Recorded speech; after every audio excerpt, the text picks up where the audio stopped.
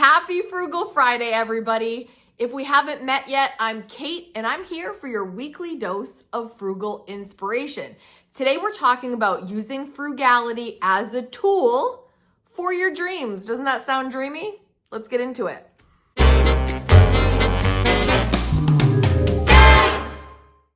Let me first share how I see frugality. I don't see frugality as sacrifice as much as I see it as strategy.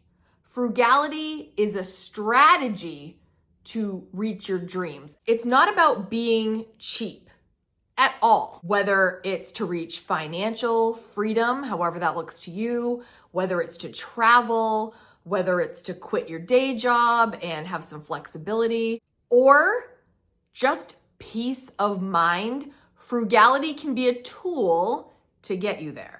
Let's bust a frugality myth right off the bat here.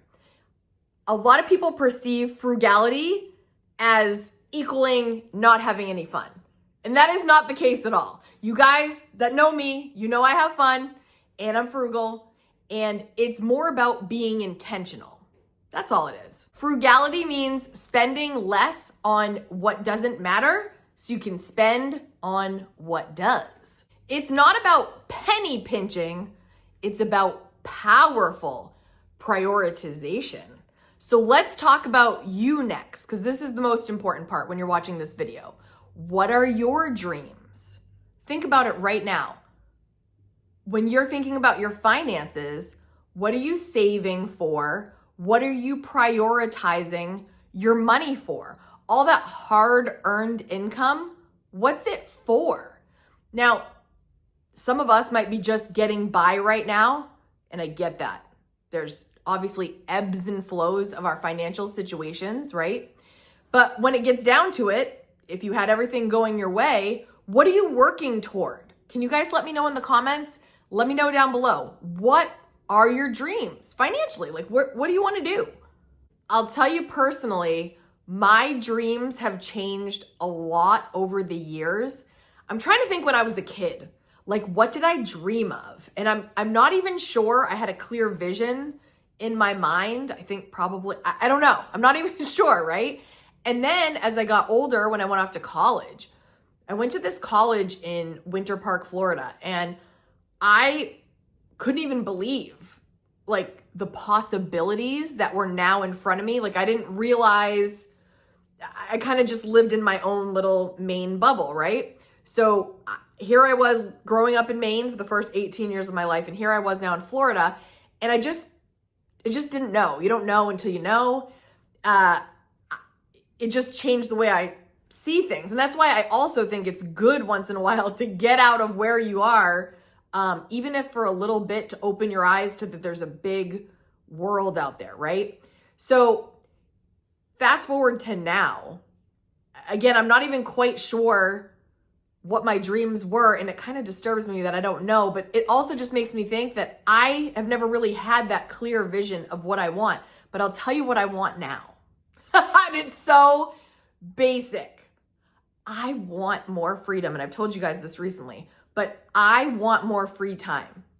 All I do is work. You guys know I'm a single parent. I have a full-time job. I run this channel entirely by myself, and I teach dance, and I choreograph, and I run another group outside of that studio. I do a lot of things, right? And I'm tired. And my son is growing up so fast, and all I want now, currently, and your dreams are going to change. What I want right now, and remember my word is alignment for this year. I have to do a rewire here, a realignment of my priorities and my goals. So more on that coming up, but I want time. I want more free time. I want leisure time. Leisure time, you guys. I don't know. Do you have leisure time right now where you are in your life? My day is so choreographed. I am exhausted. So I have to make some changes. And it's like, what's got to go? What's going to go? All the things I do, I love, but there are only so many hours in a day. And my priority right now is my son and my health because I kind of ran myself into the ground a lot this year. So my dream right now sounds so basic. I want time. I don't want to be rushed all the time. Is that like the most simple thing ever? I don't think that's asking for too much. I can't wait to read what you guys are thinking about, because you might have big dreams. And maybe down the road, I'll have bigger dreams. But right now, this is all I can think about. And free time is going to be available because I'm going to make it happen. But you guys know I've got to figure this out. But I do know that I'm going to use frugality as like my secret weapon, right? For every dollar I don't spend on something unimportant, I can put that towards something that I'm prioritizing. It's going to be more crucial than ever now when I'm trying to seek this freedom, because I probably have to cut back on something. Something's got to give, right? So let's just say you're going out to eat, and you're spending $200 a month on lunch going out to eat. If you say, all right, I'm going to take that $200 every month and put it toward your dream, whatever that is, that's $2,400 right there. That's just a very minor example, but not spending on things that you could substitute with something more affordable or just something that's not that important. Use that dollar that you were voting for with something unimportant and put it toward the thing that means more, you know? And that is not about restriction. Please hear what I'm saying. It's not restriction, it's redirection. There's a big difference. Not restriction. You are redirecting those dollars toward the real goal. Here are some real world examples of how you can start using frugality as a strategy and not a sacrifice. The first thing is to cut out what doesn't spark ROI. ROI, like normally, it's return on investment, right? And normally that's measuring how much profit you make on an investment compared to what you spent initially. But the way I think about this is eliminate the things that don't spark the joy, that doesn't spark a return on the action or the money spent. You know what I mean? There's a lot of things that you can do that you're going to get a lot more fulfillment out of than something else that won't. So if you are putting your money towards something you feel mediocre about, think twice about that, right? Why you want to spend on something you're not getting a good return on.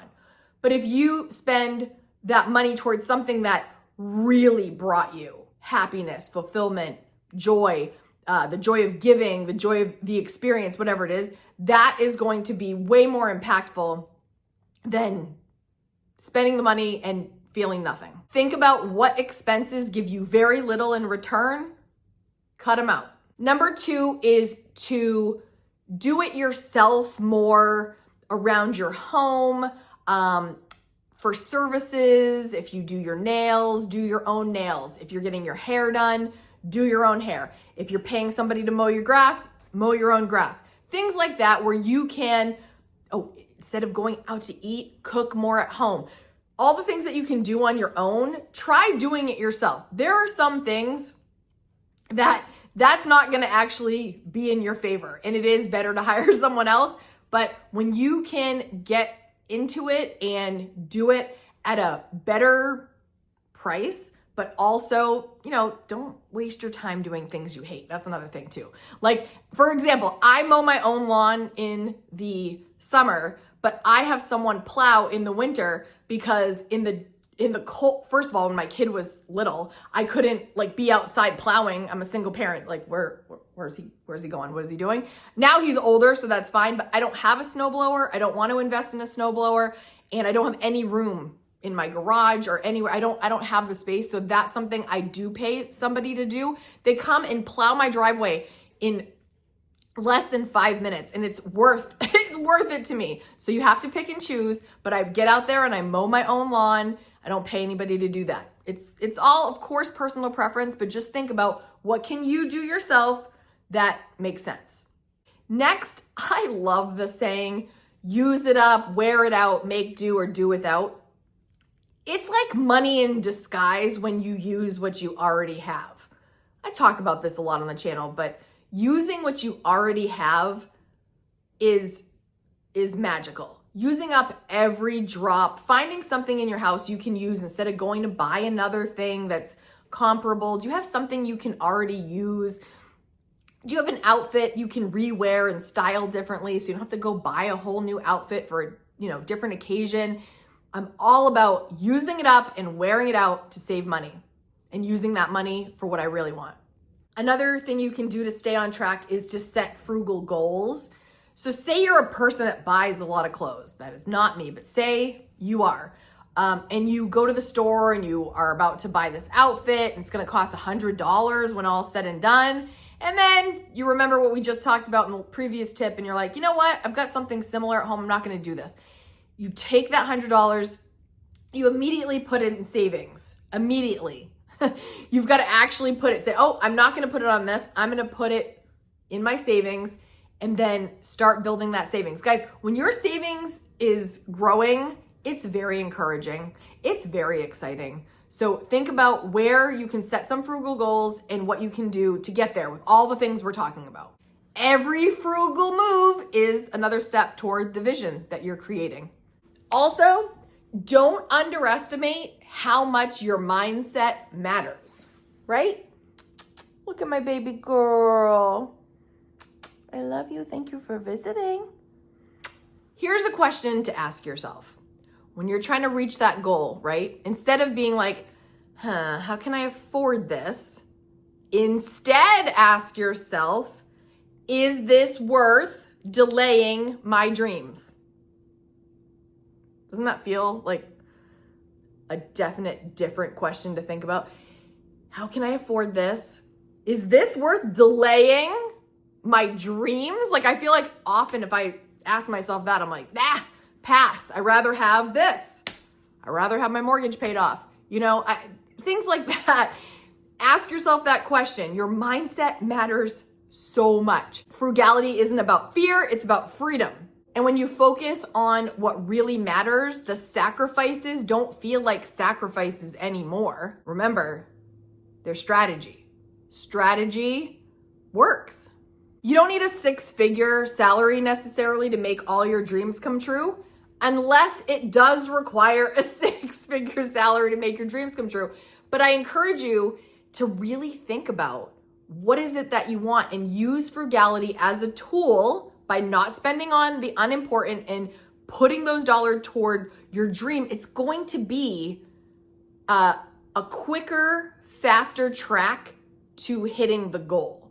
So decide on your target and then lunge and attack like a dungeon dragon. Sorry, Eminem. Okay, so think about your target, use frugality as a tool, and please let me know a frugal strategy that you are currently using down below so the KSquad can read through and get more ideas. If you want to join us for a weekly dose of frugal inspiration and you're not subscribed yet, hit subscribe on the way out, and I'm going to leave you another video to watch right here next so you can continue to learn about frugality, get inspired by frugality, and really enjoy it. I'm so glad you guys joined us this week. I'll see you in the next one. Bye, guys.